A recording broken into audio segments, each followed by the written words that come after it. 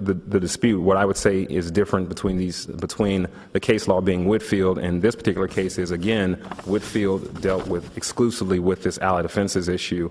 In this case, has this allied offenses issue coupled with this judicial bias and proportionality question, a question that I believe the Court of Appeals wanted some more exploration in because they just didn't have enough information on the record to make that determination themselves. Although if there is a remand, if it's a remand under the statute 292919, says if the case is remanded by the Court of Appeals, then the procedure of a sentencing hearing shall be accomplished. That's what the statute says. So if we're talking about scope, if the Court of Appeals chooses to remand under the statute, the defendant gets a full second bite at the apple. I mean, according to the language of the statute. Correct, and I would agree. And actually, I would, if we're going to take the fruit analogy out a little ways, I would liken this to a second apple, not so much a second bite of a new apple, because once this new sentence is imposed, that proportionality and that bias is going to relate to that new sentence. Right. Counsel, was the issue of bias and proportionality raised at the trial court level at the original sentencing? The proportionality issue was not raised because there were 5 other co-defendants in this case. And at the time of Mr. Wilson's sentence, 2 of his co-defendants had been sentenced. One of his co-defendants had been sentenced on that very same day, and 2 others had not yet received their sentences. So that the proportionality issue was not fleshed out because there was still a lot of information that was still Thank you, counsel. Mr. Scott, before you sit down, I want one additional question, if you would, Chief. What is the procedure, if you can tell me, in Cuyahoga County on remand? Do the cases go back to the original sentencing trial judge, or are they reassigned randomly to other judges to pick up on issues like this? Typically on issues like this, unfortunately, there aren't any other cases particularly on point to this one right here, but typically on remand, it will go back to the original trial judge. Obviously, that would be problematic in this case because, we believe that there is a bias problem here. But it hasn't been passed on by the Court of Appeals.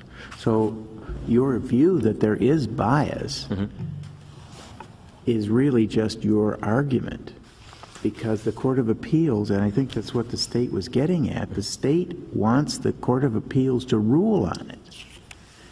But when it goes back, there wouldn't be any basis to change the sentencing judge because there's no ruling from the Court of Appeals that there's any existing bias. Well, the bias would relate to what took place in the actual sentencing of Mr. Wilson. That bias became very evident in the exchange that took place between Mr. Wilson's defense counsel and the court. So are you asking to have the Court of Appeals review the bias question and make a determination that because of the bias it should go to a different judge on remand? I'm not. What I'm asking is for when this case goes back on remand, the defense counsel have an opportunity to raise bias if strategically he believes that's in the best interest of his client at that time. After the sentence is imposed, but not before. Correct. You're not going to go back there and say, Judge, based on what you did before, the sentence that was overturned by the Court of Appeals, we think you're biased. You're back to square one with a resentencing, correct? I would say this, and I need to correct myself. The bias question would be raised before the sentencing. It would be raised, and the defense counsel would have an opportunity to cite to the portion of the record where they believe this bias became evident. Okay, your time is up. Thank you. If I may conclude, Your Honor? No. Thank you. Mr. Regas, you've used all of your time. You can have 30 seconds. Mr. Regas, does the state believe that 292919 governs remands? I believe it governs the procedure to be had. It provides procedural safeguards. It allows us to be present to speak, victims or interested parties to be present to speak. It gives the defendant a right to speak before the sentence is imposed. However, I don't believe it goes to what issues are to be dealt with at that hearing. And I think that's a matter of the substantive law and the case law here. Under Fisher, we saw that it's limited only to the imposition of that which was in air post-release control. under Evans, we saw that if a specification is sentenced in error, the underlying offense, that sentence remains if it's correct. I don't see anything different with an allied offense finding.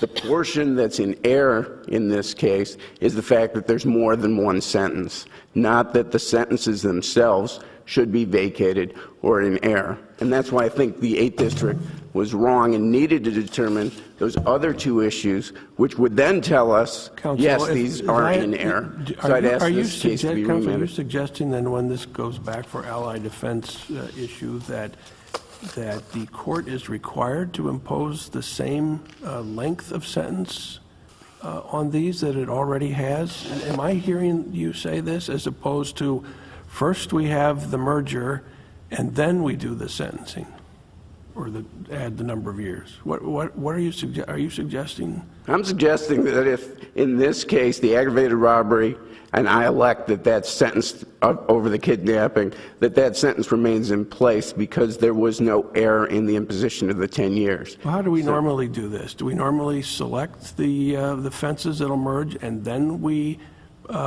give the term of the sentence, or do we do the term of the sentence and then we merge them?